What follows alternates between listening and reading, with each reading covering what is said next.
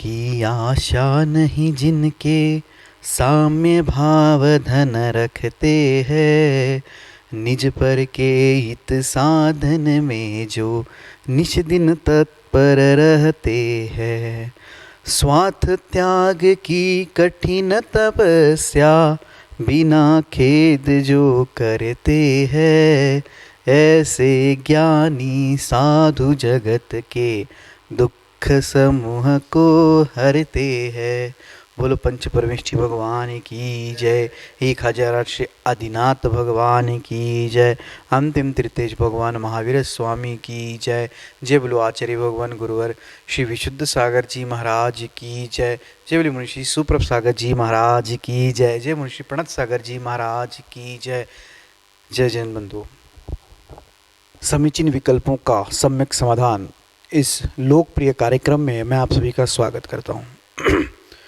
मुनिश्री सुप्रभ सागर जी महाराज के पावन मुखारविंद से हम सब लोग समीचीन विकल्पों का सम्यक समाधान सुन रहे हैं। देश विदेश विभिन्न प्रांतों से जो हमें विकल्प प्राप्त हो रहे हैं, उस विकल्प को मुनिषी सुप्रभ सागर जी महाराज एवं मुनिषी प्रणत सागर जी महाराज के माध्यम से हम सब लोग समीचीन विकल्पों का श्रवण कर रहे हैं। इस कार्यक्रम के दौरान जो पूछे जाने सवाल है, उस सवालों की प्रतियोगिता का नाम है सुविशुद्ध ज्ञानधारा प्रतियोगिता। और इस प्रतियोगिता के माध्यम से 3 विजेताओं का चयन किया जाता है और वो 3 विजेताओं को पारितोषिक दिया जाता है।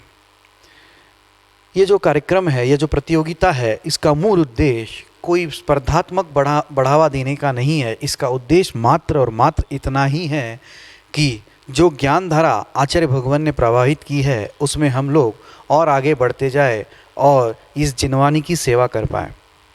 और इसी कार्यक्रम के बीचों बीच में वो 3 सवाल आपको नीचे पट्टी पे दिखाई देते हैं। आपको वो 3 सवाल के जवाब आपको 6:15 तक 6:15 पे प्रतिदिन आपको भेजने होते हैं।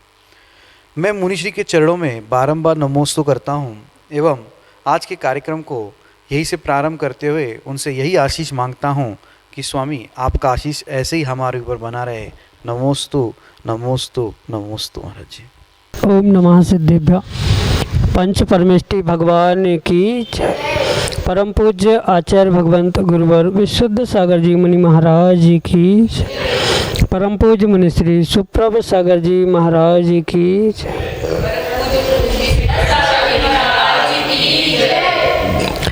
वर्तमान का युग तकनीकी का युग है और प्रत्येक व्यक्ति के मन में तर्क उत्पन्न होता है कि ऐसा क्यों, और जब तक उस तर्क का समुचित समाधान प्राप्त नहीं होता तब तक वह अपने उस लक्ष्य तक नहीं पहुंच पाता। हमें अपने उस गंतव्य तक पहुंचने के लिए, उस लक्ष्य तक को प्राप्त करने के लिए एक सम्यक साधन प्राप्त हुआ, जिसका नाम है समीचीन विकल्पों का सम्यक समाधान। उस सम्यक समाधान के माध्यम से हम अपने उस बुद्धि को तार्किकता प्रदान करके और उसको उत्कर्ष तक ले जा सकते हैं, और बुद्धि की उत्कर्षता नियम से हमें अपने लक्ष्य को पहुंचाने के लिए कार्यकारी होती है। समीचीन विकल्पों का सम्यक समाधान वही कार्यकारी उपाय है जो हमें अपने लक्ष्य तक पहुंचाने वाला है। देश देशांतर से अनेक समीचीन विकल्प हमें यहाँ प्रतिदिन प्राप्त हो रहे हैं और परम पूज्य मुनि श्री सुप्रभ सागर जी महाराज उनका हम सबको सम्यक समाधान प्रदान कर रहे हैं। प्रारंभ करते हैं आज का सम्यक समाधान।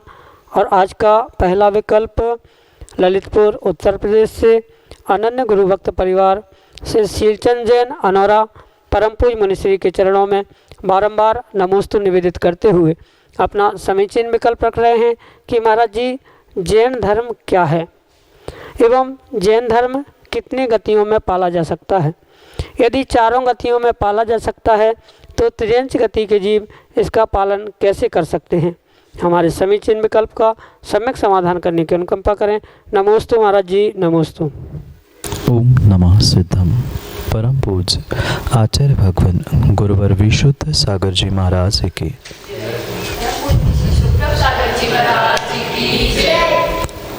जैन धर्म कोई संप्रदाय, जाति या कोई मात्र एकांत नहीं है, अपितु जो जैसा वस्तु का स्वरूप है उस स्वरूप को वैसा ही ग्रहण करने वाला, प्रत्येक जीव को भगवान स्वरूप मानने वाला यह धर्म है।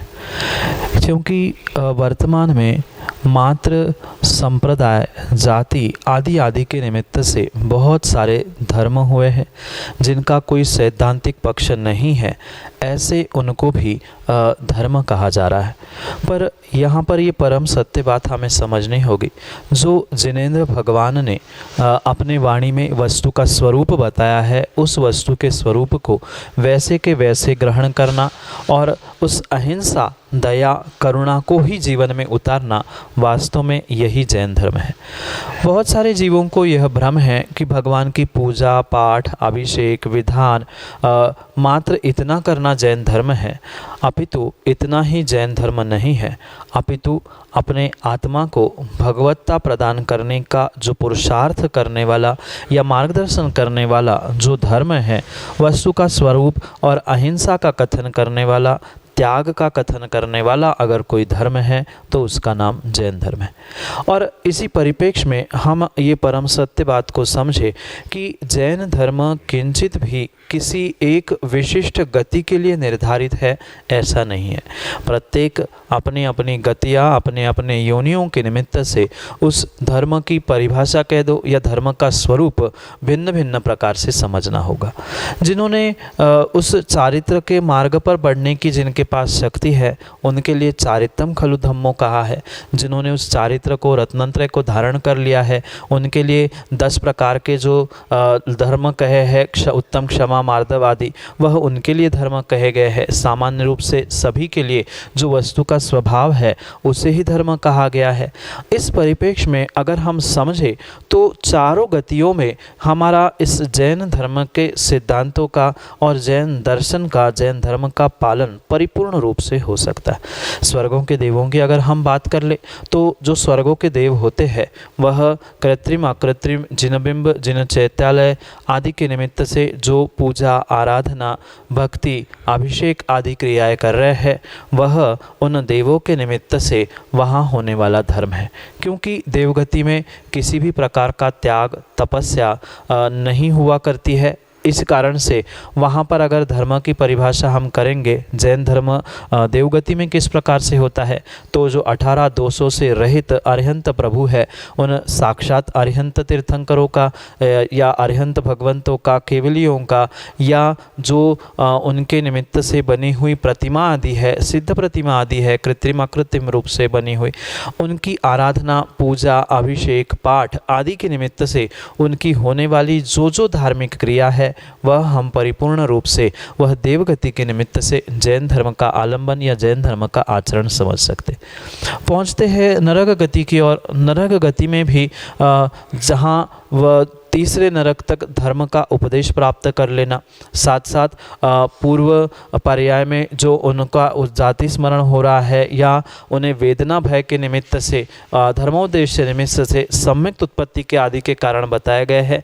क्योंकि जो पहले नरक में भवनवासी आदि देवों के निवास स्थानों में जो अकृत्रिम जिन बिंबों की, जिन चैत्यालयों की कल्पना की है, वहाँ उस निमित्त से भी हम ये परम सत्य समझे कि नरक गति में भी जैन धर्म का आलंबन आचरण होने की संभावना है। हाँ, ये भी सत्य है कि सातों नरकों में सभी जीवों को वह आलंबन लेने की या आचरण करने की कोई शक्ति नहीं होती, पर एक अंश में भी किंचित किसी स्थान में भी वहाँ धर्म का आलंबन या धर्म के प्रति रुझान, श्रद्धा, सम्यक दर्शन आदि आदि है, तो वहाँ भी वह नरक गति के निमित्त से हम ये स्वीकार कर लेना चाहिए हमें कि वहाँ भी जैन धर्म का आचरण या जैन धर्म होता है। मनुष्यों के बारे में दाऊ कहने की आवश्यकता ही नहीं है, क्योंकि मनुष्यों के निमित्त से हमने अनेक प्रकार से धर्म का स्वरूप समझा है। जो मिथ्या दृष्टि है उनके लिए सम्यक को प्राप्त प्राप्त कर लेना, सम्यक दृष्टि बनकर देवशास्त्र गुरु पर श्रद्धान करना, यह उनके लिए हम धर्म कह सकते हैं। जिन्होंने रत्नत्रय धारण कर लिया है, जैसे कि हमने अभी कहा, उनके लिए 10 धर्म भी धर्म का ही स्वरूप है। जो चारित्र को प्राप्त नहीं कर पा रहे हैं, उनके लिए चारुत्तम खलु धम्मो कह के उसको प्राप्त करवा देना। साथ साथ उन जिन बिंब, जिन चैत्यालय आदि की पूजा अर्चना, अभिषेक, पाठ, भक्ति, ये सब कुछ करना, ये भी स्वयं में उस धर्म का आलंबन है। अब रही बात तिर्यंच गति की, तो तिर्यंच गति को भी देवशास्त्र गुरु के दर्शन से या जाति स्मरण आदि आदि के निमित्त से उनको भी सम्यक की प्राप्ति हो सकती है। जैसे आपने पारसनाथ भगवान आदि के पूर्व भवों की व्याख्या अगर पढ़ी होगी, तो वहाँ भी जब हाथी की पर्याय में उन्होंने अणुव्रत ग्रहण किए थे, मात्र वही नहीं अपितु लोमड़ी के निमित्त से या अनेक बहुत सारे तिर्यंचों के निमित्त से भी आपने सुना होगा, पढ़ा होगा कि उन्होंने अणुव्रत ग्रहण किए। किसी ने रात्रि में पानी भोजन आदि का त्याग कर लिया, किसी ने जो मेंढक की कथा आती है भगवान महावीर स्वामी के समोशरण में पहुंचते समय की, उन समोशरण में पहुंचते समय वह भगवान की मात्र इतनी वाणी या उनके समोशरण की खबर सुनते ही वह अपने मुख में पंखुड़ी दबाकर भगवान के दर्शन करने के लिए पहुंच रहे थे। ये सब कुछ सत्य बातों को हमें उस प्रथमानियों के दृष्टांतों से घटित करते हुए समझना होगा कि तिर्यंच को भी जाति स्मरण हो सकता है, उनको भी नियम व्रत लेने की संभावना होती है। जैसे गुणस्थानों के अपेक्षा से अगर हम समझें, तो गुणस्थानों के अपेक्षा से भी नरक गति में और महादेव गति में चौथा गुणस्थान यानी सम्यक दर्शन की संभावना होती है। मनुष्य गति में पूरे 14 गुणस्थान होते हैं और तिर्यंच गति के निमित्त से भी आचार्य भगवंतों ने 5 गुणस्थान यानी अविरत सम्यक दृष्टि के बाद वो जो 5वां संयत यानी एक देश व्रती अणुव्रत को ग्रहण करने वाला तिर्यंच हो सकता है। और इस परिप्रेक्ष्य में हम ये परम सत्य समझे कि पशु गति में, तिर्यंच गति में भी परिपूर्ण रूप से धर्म होता है, पर सबके धर्म का आचरण, आलंबन, स्थितियाँ, व्याख्या, परिभाषा अपनी अपनी गति की अपेक्षा से भिन्न भिन्न हुआ करती है। पर ये धर्म त्रैकालिक और तीनों लोकों में रहने वाला, ऐसा शाश्वत कभी नष्ट न होने वाला ही ये अखंड शाश्वत जैन धर्म है। पर किंचित भी मात्र कुछ चंद मान्यताएं, चंद किसी पंथ, पूजा पाठ आदि के राग में जो संप्रदाय आदि आदि बन रहे हैं, वास्तव में वह जैन धर्म नहीं है। अखिल विश्व को अहिंसा का और दया करुणा का नारा देने वाला, वस्तु स्वभाव का व्याख्यान करने वाला धर्म है, तो उसका नाम जैन धर्म है। वह चारों गति में अपने अपने अपेक्षा से पालन किया जाता है, धारण किया जाता है। यही आपके लिए सम्यक समाधान। डॉक्टर अंकित जैन, पुरवाल, सारंगपुर, मध्य प्रदेश से परम पूज्य मुनिश्री के चरणों में बारंबार नमोस्तु निवेदित करते हुए अपना समीचीन विकल्प रख रहे हैं कि महाराज जी, ईरियापथ को संसार भ्रमण का कारण नहीं माना, जबकि सांप्रदायिक आश्रव को संसार का कारण माना गया है, ऐसा क्यों? हमारे समीचीन विकल्प का सम्यक समाधान करने की अनुकंपा करें। नमोस्तु महाराज जी, नमोस्तु। धर्मों के आने को जो आश्रव आगम ग्रंथों में कहा है, उस परिप्रेक्ष्य में उस आश्रव के 2 भेद भी बताए, एक इरियापथ आश्रव और एक सांप्रदायिक आश्रव। जो सांप्रदायिक आश्रव है, वहाँ शब्द ही स्वयमेव कह रहा है सांप्रदायिक, यानी जो कषाय के साथ या कषाय के निमित्त से कर्मों का आना आश्रव हो रहा है, उसे ही आचार्य भगवान ने सांप्रदायिक आश्रव कहा है। और जो इरियापथ आश्रव होता है, वह परिपूर्ण रूप से मात्र एक समय का आश्रवबंध होने के निमित्त से वहाँ पर कर्मों का बंध उस आश्रव के निमित्त से नहीं हुआ करता। इसलिए इन दोनों की परिभाषाओं को समझते समय हमें उस आश्रव की और बंध आदि की स्थिति को उन जीव के निमित्त से समझने परम आवश्यक है। जैसे कि उस सांप्रदायिक आश्रव को कहा है और इरियापथ आश्रव को कहा है। पहले तो हम ये समझे कि आश्रव के लिए जब 5 हेतुओं को बताया है, काय, वांग, मना, इसके द्वारा जो मिथ्यात, अविरति, प्रमाद, कषाय और योग, इनके निमित्त से जो कर्मों का आश्रव हो रहा है, वह पहले मिथ्यात चला गया, फिर उसके बाद अविरति, प्रमाद क्रम से मात्र कषाय और योग शेष रहने पर जो कषाय के निमित्त से होने वाला आश्रव होता है, जो संसार में रुलाने के लिए कार्यकारी हुआ करता है, उस आश्रव को ही आचार्य भगवंत सांप्रायिक सांप्रायिक यानी कषाय सहित होने से वह हमारे लिए जीवों के लिए परिपूर्ण रूप से उस संसार वृद्धि का कारण होने से उसे सांप्रायिक या संसार का कारण कहा गया है। और जो ईर्यापत है वह मात्र ईर्यापत आश्रव कषाय के अभाव में मात्र योग शेष रहने से होता है। और जो आश्रव के बाद बंध के कारण बताए गए हैं या बंध के भेद बताए गए हैं, प्रकृति, प्रदेश, स्थिति और अनुभाग, वहाँ पर कषाय के निमित्त से प्रकृति, प्रदेश और उस योग के निमित्त से प्रकृति, प्रदेश और कषाय के निमित्त से अनुभाग और स्थिति बंध जो हुआ करता है, उसको समझते हुए हमें इस आश्रव के विषय को भी समझना अंकित भाई बहुत आवश्यक है। ये परम सत्य समझना, जहाँ पर ईर्यापत आश्रव हो रहा है वहाँ मात्र और मात्र प्रकृति और प्रदेश रूप बंध होने की ही शक्ति उस आश्रव के बाद रहने से वह एक क्षण का ही बंध हुआ और दूसरे क्षण में निकल गया।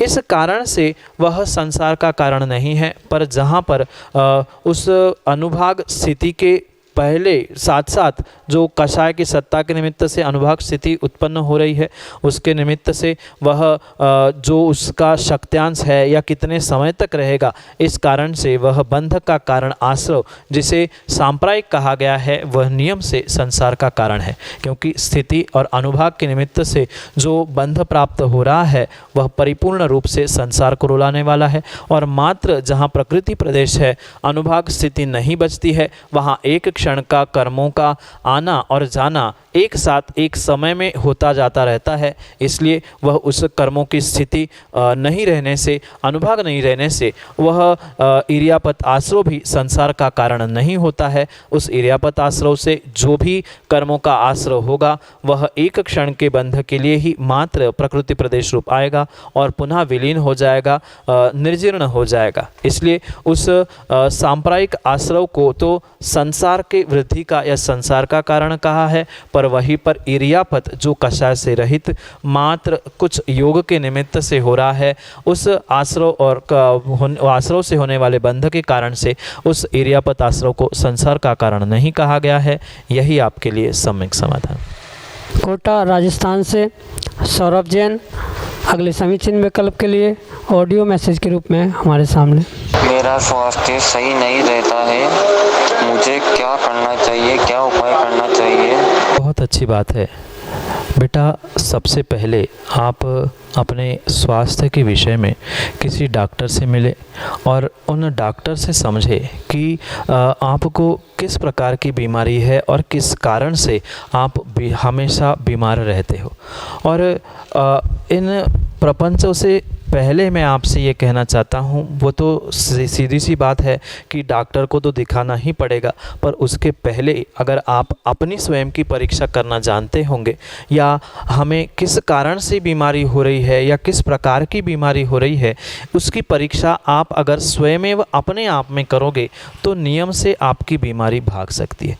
बहुत सारी जो शारीरिक बीमारियां हुआ करती है वह मात्र और मात्र मानसिक बीमारी या मानसिक तनाव, टेंशन, डिप्रेशन आदि के निमित्त से हो सकती है। हो सकता है आपको कुछ पढ़ाई का या अन्य किसी प्रकार का विकल्प हो, टेंशन, चिंता आदि सता रही हो, जिसके कारण से आप अपने आप को समझ नहीं पा रहे हो या अपने आप के लिए समझने के लिए समय नहीं दे पा रहे। जब व्यक्ति को, किसी जीव को चिंता सताती है, टेंशन या डिप्रेशन होता है, तब उसके जो हार्मोन्स होते हैं या जो उसका उपयोग भी हुआ करता है वह परिपूर्ण रूप से उस विषय में सोचने में ही लगता है।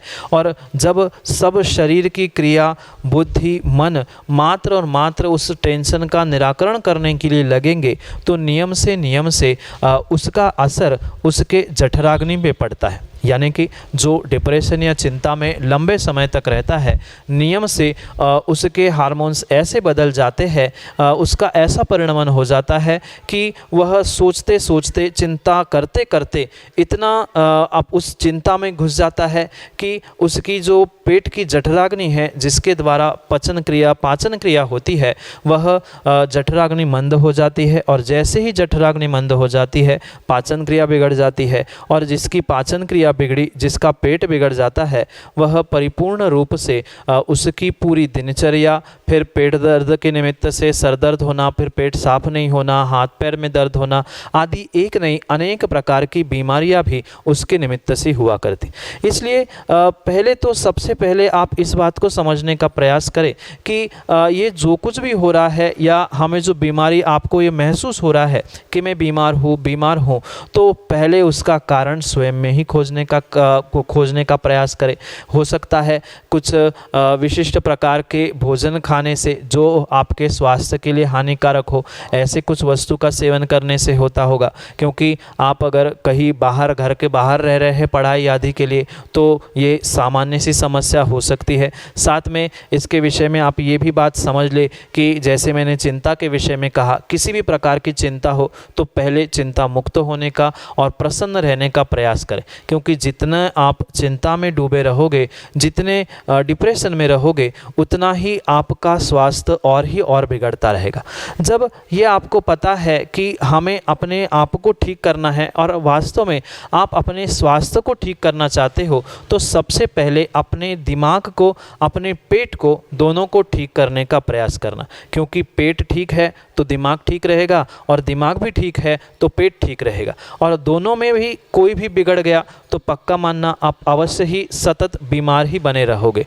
ये परम सत्य मात्र आगम के ही परिप्रेक्ष्य में नहीं, अपितु वर्तमान का विज्ञान भी इस बात को सत्य स्वीकारता है कि व्यक्ति को कोई भी बीमारी तुरंत कुछ घंटों में, कुछ मिनटों में, कुछ क्षणों में नहीं उत्पन्न होती। जबकि विज्ञान जैसे कहता है कि एक स्थूल शरीर और सूक्ष्म शरीर होता है। जब वह स्थूल शरीर के बाहर जो आभामंडल होता है, उस आभामंडल में पहले वह वर्गणाएं या निगेटिविटी उस बीमारी की, मैं बीमार आदि की पहुंचती है। उसके बाद वह स्थूल शरीर पर, यानी इस शरीर पर, और फिर अंतरंग रूप से वह आपको, आपके शरीर को प्रभावित करती। इसलिए जब भी हमें ऐसा महसूस हो कि मैं बीमार हूँ, तो हमें उल्टा और ऐसा विचार करना चाहिए कि नहीं, मैं तो अच्छा होने वाला हूँ और 2 दिन में मैं ठीक हो जाऊँगा। अगर ऐसा चिंतन आप करोगे तो बेटा पक्के में 2-4 दिन में आप अवश्य ही ठीक हो पाओगे। क्योंकि जैसी हमारी सोच, जैसी हमारी भावना होती है, बिल्कुल वैसा ही हमारे जीवन के साथ अच्छा बुरा होता ही होता है। इसलिए आप ये सोचना बंद ही कर दो कि मैं बीमार हूँ, मेरे साथ ये हो रहा है, मैं ठीक नहीं हो पा रहा हूँ, या मुझे इस प्रकार की बीमारी, मैं कमज़ोर हूँ। ऐसा सब विचार छोड़ते हुए आप ये पक्का निर्णय कर लो कि नहीं, मैं बीमार नहीं हूँ और मैं ठीक हो जाऊँगा। तो नियम से कुछ ही दिनों में आप ठीक हो सकते। इसलिए आप डॉक्टर को तो दिखाए ना ही, साथ साथ अपने स्वयं की, मन की, बुद्धि की और शरीर की स्वयं परीक्षा करना। कुछ खाने से गड़बड़ हो रही है या कुछ विषय पर सोचने से हमें बीमारी पड़ रही है, उस बीमारी से मैं कैसे लड़ सकता हूँ, कैसे उसे दूर कर सकता हूँ, इन सभी बातों को समझते हुए आप अवश्य ही उस बीमारी से, रोग से मुक्त हो जाओ। यही आपके लिए शुभाशीष के साथ सम्यक समाधान। हेमा अजमेरा, गोंदिया, महाराष्ट्र से अपने समीचीन विकल्प के लिए ऑडियो मैसेज के साथ हमारे सामने। नमोस्तु। मैं गोंदिया से हेमा अजमेरा बोसा। मेरी 3 प्रतिमा हैं। मैं अपने परिवार का खूब पुण्य बढ़ाना चाहती हूँ। संयुक्त परिवार से हूँ, सभी में बहुत प्रेम भाव है। अभ्यस का खाना पीना है, सो मेरा मन बहुत दुखी रहता है। जब से आपके प्रवचन में सुनी, भगवान अपने घर पर आ गए, सो बात सही है। पूजा भी घर पर हम सब मिलकर करते हैं, विधान वगैरह भी करते हैं, भक्तामा का पाठ भी करते हैं, सो सभी को याद हो गया। खाने पीने की गड़बड़ी है, सो मन विचलित हो जाता है, पर समय समय पर समझाने का भी प्रयास करती हूँ। इससे हमारे परिवार में क्या हानि हो रही है, सो बताने का कष्ट करें। सभी को जिज्ञासा के सामने बैठकर सुनाने का प्रयास करूँगी। और हम लोग भक्तामर का 48 दिन का विधान कर रहे हैं, सो आपका आशीर्वाद भी चाहिए। नमोस्तु गुरुवर, नमोस्तु। माँ, ऐसा कहा जाता है कि जैसा खान पान होता है वैसा ही खानदान होता है। और शायद ये मात्र कहावत नहीं है, अपितु ये वास्तविक हकीकत है कि घर परिवार का, खानदान का जैसा खान पान होता है वैसे ही वह खानदान अच्छा या बुरा कहा जाता है। इसलिए इस बात को हम अवश्य समझें कि जितना अच्छा हमारा खान पान होगा उतना ही अच्छा हमारे घर परिवार या खानदान का नाम होगा। अगर किंचित भी किसी भी प्रकार से हम अभक्ष आदि का सेवन कर रहे हैं या अन्यथा कई भोजन आदि की प्रक्रिया में संलग्न है, तो नियम से ये पक्का मान लेना कि पूरे हमारे खानदान का एक साथ पुण्य घट रहा है।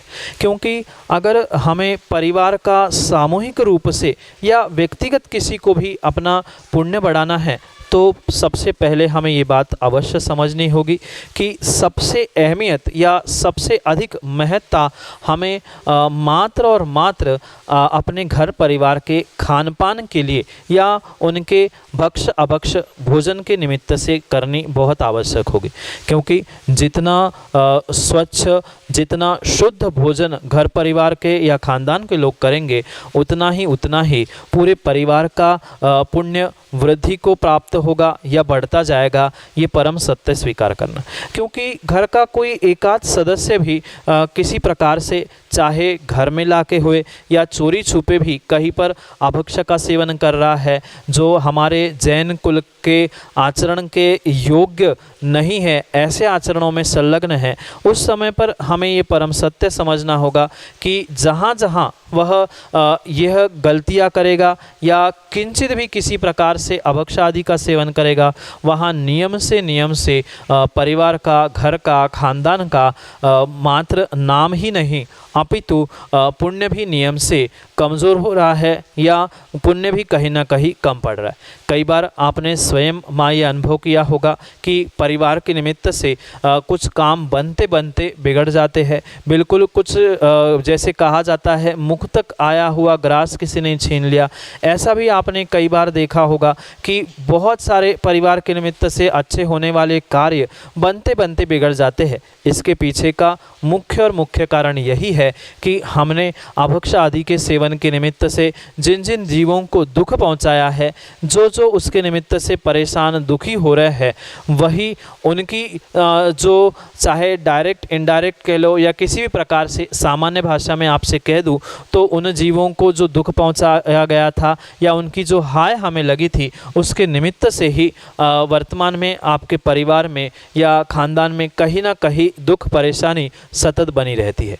क्योंकि ये परम सत्य है कि अगर हम दूसरों को दुख देंगे तो हमें भी नियम से दुख मिलेगा, अगर दूसरों को हम सुखी रखेंगे तो नियम से हम भी सुखी रहेंगे। उस अभक्ष आदि के निमित्त से जो हमने छोटे छोटे जीवों को परेशान किया है, चाहे वह स्थावर हो चाहे त्रस जीव हो, किसी भी प्रकार से हमने जीवों को अगर दुख पहुंचाया है तो नियम से वह दुख हमारे लिए परेशानी का कारण होगा। जीवन में खानदान की अगर ऊंचाई उन्नति चाहते हैं तो खान पान में भक्षता, शुद्धता प्राप्त करना बहुत आवश्यक है। यही आपके लिए सम्यक समाधान। जय जन बंधु, आप हम सभी देख रहे थे इस समीचीन विकल्पों का सम्यक समाधान इस कार्यक्रम को। यह कार्यक्रम प्रतिदिन शाम को 4 बजे पारस टीवी चैनल पे एवं 5:13 पर प्रतिदिन सुप्रभु आज इस यूट्यूब चैनल से प्रसारित होता है। मुनिश्री की प्रवचन 7:40 पे सामायिक कैसे करें इस विषय पे जिनवाड़ी चैनल टीवी से प्रसारित होते हैं। आप उस कार्यक्रम के माध्यम से लाभ ले सकते हैं।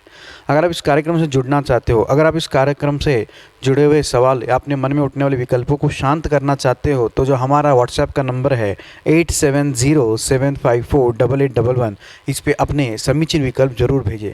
समीचीन विकल्प आप ऑडियो मैसेज या टेक्स्ट मैसेज के माध्यम से हम तक पहुंचा सकते हो। हमारा ईमेल आईडी है samyak.samadhan@gmail.com। आप उस पर भी हमसे कांटेक्ट करके अपना समीचीन विकल्प हम तक भेज सकते हो। अगर आप घर बैठे अपने संपत्ति को सदुपयोग करना चाहते हो, अगर यह संपत्ति में दान करना चाहते हो, ज्ञान दान में देना चाहते हो, तो आप हमसे ज़रूर संपर्क करें। क्योंकि मुनिश्री के प्रवचन एवं मुनिश्री के जो यह सम्यक समाधान कार्यक्रम आता है, इसके पुण्यार्जक बन के आप पुण्य का लाभ ले सकते हैं घर बैठे बैठे। तो चलो चलते हैं, आज की इस कार्यक्रम को, आज की इस बेला को यहीं पे समाप्त करते हैं और एक चीज़ और बताते हैं, सुप्रभुवत चैनल पे आप अपना सब्सक्रिप्शन ज़रूर दे दीजिए, सब्सक्राइब करिए सुप्रभुवत चैनल पे एवं उसको लाइक ज़रूर करिए ताकि आपको हर बार जो भी अपलोड होता है उसका आपको नोटिफिकेशन आए। सुविशुद्ध ज्ञानधारा इस प्रतियोगिता के विनर जो होते हैं शाम को 6:45 पे आचार्य भक्ति इस कार्यक्रम का लाइव प्रसारण यूट्यूब चैनल से होता है। उसके बीचों बीच में आपको उसके जो विजेता है, लकी विजेता है, उनका नाम घोषित किया जाता है। तो चलो चलते हैं मुनिषी के चरणों में नमोस्तु करते हुए इस कार्यक्रम को यहीं पे समाप्त करते हैं। नमोस्तु नमोस्तु नमोस्तु।